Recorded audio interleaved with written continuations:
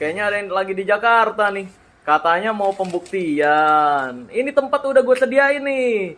Tinggal langsung aja kontak ke gue dong. Masa nggak ada kontak-kontakan sama sekali tapi ngakunya mau pembuktian? Ayolah, kalau emang berani kontak gue. Akses gue kan udah banyak. Kemarin udah teleponan juga dong. Masa nggak berani ngontak gue buat pembuktian?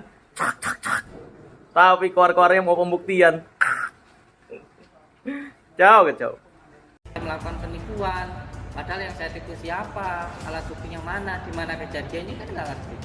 Bahkan video yang beliau ambil ini saya bisa memberikan contohnya. Sini saya, fotonya ini.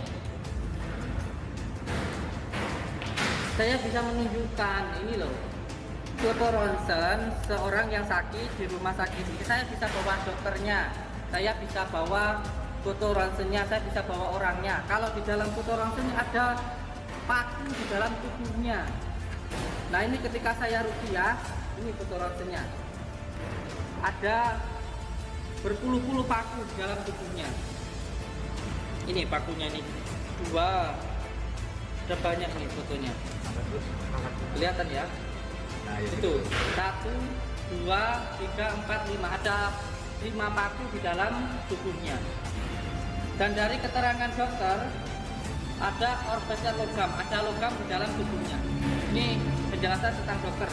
Di sini dokter menyatakan di dalam tubuhnya ada benda logam. Nah, seperti ini ketika diruqyah lalu keluar paku, apakah ini juga dikatakan penipuan? Sampai itu nggak merasakan sakitnya orang yang terkena santet sehingga kamu ngomong santet itu nggak ada. Ini saya bisa menunjukkan orangnya loh. Saya bisa menunjukkan dokternya loh. Ketika di ronsen ada banyak pakunya. Terus seperti ini apa juga dikatakan trik? Apa mau sampai memasukkan paku di sininya, paku di kepalanya, paku di perutnya? Kan nggak mau. Jadi semua sesuatu berbicara pada tendensi hukumnya, berbicara pada tendensi ilmunya. Kamu pesulap kalau ngomentari ahli hikmahnya nggak nyambung. Kamu pesulap kalau ngomongin peruqyahnya nggak nyambung. Kamu pesulap kalau ngomongin kiai nggak nyambung, gitu loh.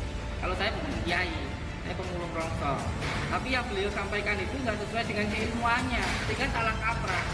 Sampai seorang reporter semuanya seperti ini, lalu sampai komentari seorang guru ngaji, nyambung nggak ilmunya sama nggak? Sama megang kamera, nyalain kamera, tahu ilmunya kamera, tahu ilmu mantik, sorok, tahu nggak? Tasrif, nggak tahu kan? Beda jalurnya, gitu loh. Jadi berbicara sesuai pada keilmuan kamu, jangan pada kemauan kamu, jangan karena husnul awas ujon kamu, pikiran kamu menuju seseorang melakukan itu sehingga kamu mengira orang lain juga melakukan apa seperti yang kamu lakukan. Mentang-mentang kamu sering pakai trik, mentang-mentang kamu sering pakai penipuan untuk hiburan, lalu kamu melihat orang lain juga sama seperti kamu. Enggak tentu sama sayang. Jangan mentang-mentang kamu itu jelek, melihat orang semuanya jelek. Jangan seperti itulah. Kita itu harus sesuai pada tendensi hukumnya, pada tendensi ilmunya masing-masing. Gus tadi kan juga sempat bilang sudah berusaha untuk bertabayun ngajak bertemu. Ada nggak sih Gus keinginan misalnya minta tolong dari pihak TV? Saat ini kan Gus sudah di station ya Gus, untuk diminta dipertemukan. Saya kemarin langsung sama dengan Raffi Ahmad di acara Tawa Berkah. Saya minta untuk dihadirkan Marcel ini. Jangan hanya sekedar minta pembuktian. Kita harus relevan dong. Siapa yang memulai awalnya? Siapa yang menuju pertama? Siapa yang menyebutkan nama saya? Kan sana menuju saya melakukan penipuan. Kalau memang benar-benar dia tidak menipu, dia bisa membuktikan siapa yang saya tipu, korbannya mana, alat buktinya apa. Jangan hanya asumsi saja, jangan sekedar asumsi saja. Saya bisa menunjukkan kitab saya apa yang saya gunakan. Saya menggunakan kitab Tafsirul Ma'arif Kubro, kitab Al-Azkar. Saya pakai kitab salah satunya khusus tentang membahas tentang sihir, yaitu kitab Al-Awfaq. Di situ diterangkan bagaimana ketika baginda Rasulullah disihir, lalu bagaimana pengobatannya, bagaimana menghilangkan ikatan itu ada. Jadi kita ini berbicara harus dasar hukumnya lah, gitu. Jangan hanya berbicara atas dasar kemauannya atau opininya seolah-olah kalau saya nipu dia juga nipu, kan tidak bisa seperti itu sayang.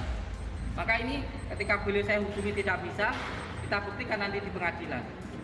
Itu yang ingin saya sampaikan. Gus, cuman Marcel sendiri selalu mengulang-ulang bilang bahwa bahwasanya saya cuma membongkar atau meluruskan dukun-dukun yang berdalih atas agama. Gus sendiri ada kebingungan nggak sih, mungkin kayak Kalau masalah membongkar, saya juga membongkar. Kalau kamu mengatakan kamu memberantas dukun, saya juga memberantas dukun. Tapi dukun yang bagaimana? Ada video saya memberantas dukun santet dan lain sebagainya. Sama, saya memberantas dukun pegadaian uang. Saya juga memberantas dukun cabul yang merugikan masyarakat. Semuanya ada tendensi hukumnya. Tetapi kalau kamu mengatakan ini adalah edukasi, edukasi itu tidak menjatuhkan orang lain, tidak menuduh orang lain. Kalau kamu sudah menuduh orang lain, harus ada buktinya sayang. Bukan hanya sekedar opini saja, bukan hanya sekedar asumsi saja, harus ada buktinya. Jadi kita itu berbicara atas dasar hukumnya. Ada tendensi hukumnya, ada tendensi hukumnya, ilmunya itu ada sayang. berarti menurut Gus sendiri Bang Marcel ini tidak berkapasitas untuk mengomentari itu ya? Ya iya, dia kapasitasnya kan pesulap.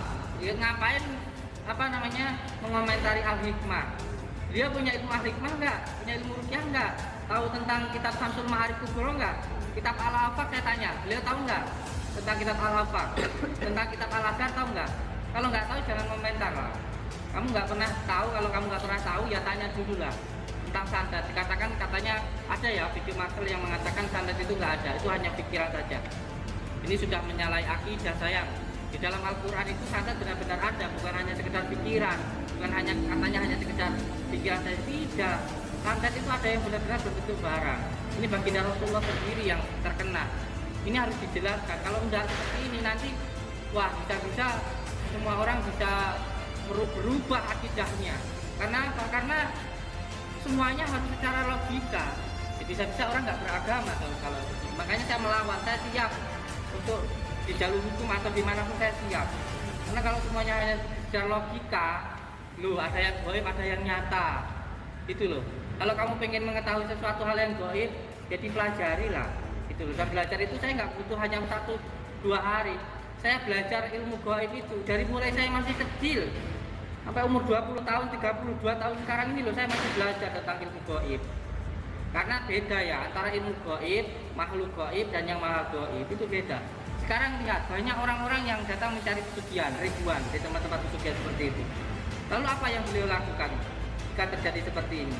Ini kan percaya kepada makhluk gaib tapi tidak percaya kepada yang maha gaib, yaitu Allah Subhanahu wa Ta'ala. Berbeda di situ. Gus, dari saya Gus. Berarti Gus intinya sekarang memilih pembuktian jatuh hukum aja gitu. Saya sekarang ingin menyampaikan ke Marcel, kalau tidak ada itikat baik, kalau tidak ada tabayun pertemuan dengan saya, menyampaikan apa masalahnya, maka masalahnya akan lanjut ke jalur hukum. Dan ini sudah berjalan di jalur hukum. Maka ini harus benar-benar ditegaskan. Sebab opininya sudah banyak dan mengakibatkan banyak masalah di luar. Kalau saya sendiri sebenarnya tidak masalah ya, saya mau dihina, saya mau dicaci, mau dibully. Menurut saya kita itu kelihatan baik hanya karena Allah itu menutupi aib-aib kita. Kita ini kalau dibuka jeleknya, nggak ada yang baik. Kalau saya dikatakan buruk ya tidak apa-apa lah, hikmah buat saya. Apalagi saya nyeker ini juga, ya kita ini adalah orang yang belajar ilmu al-hikmah, kabumian, belajar wataknya bumi. Semakin dicaci, semakin dibully, semakin subur. Tetapi kalau masalahnya sudah ke masyarakat luas sampai menimbulkan kekisruhan, ini harus ada pertanggungjawabannya. Ucapkan terima kasih Mas Ridwan, saya harus ketemu dengan dokter singkat.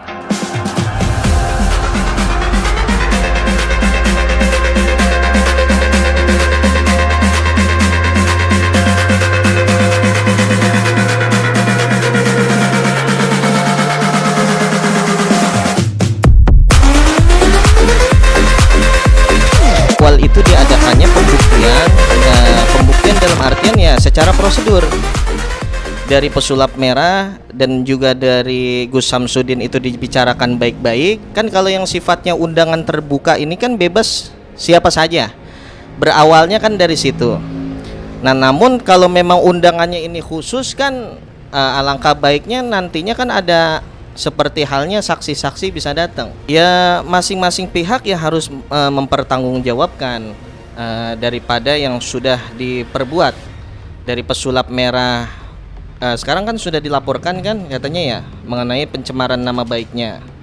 Nah kemudian juga dari Gus Samsudin juga banyak netizen yang meminta untuk melakukan pembuktian.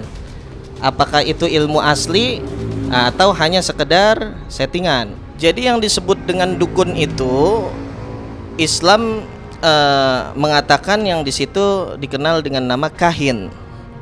Nah, kahin ini adalah perdukunan, yang mana dalam artian dikatakan bahwasanya man ata kahinan aw arrafan fasaddaqahu bima yaqulu faqad kafara bima unzila ala Muhammad.